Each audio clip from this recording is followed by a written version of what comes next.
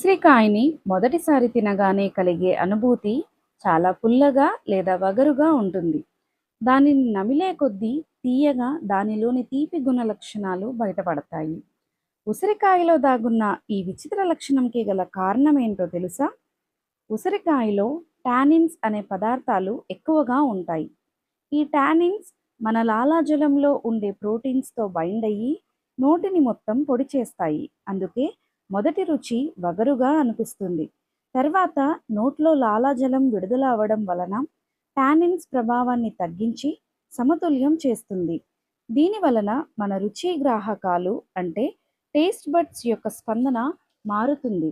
తద్వారా ఉసిరికాయలో ఉండే సహజమైన తీపిని మనం అనుభవించగలం. ఉసిరికాయ మనకు నేర్పే ఆత్మీయ పాఠం ఏంటంటే, హెబ్రీలకు రాసిన పత్రిక 12వ అధ్యాయం 11వ వచనం, మరియు ప్రస్తుతమందు సమస్త శిక్షయు దుఃఖకరముగా కనబడునే గాని సంతోషకరముగా కనబడదు.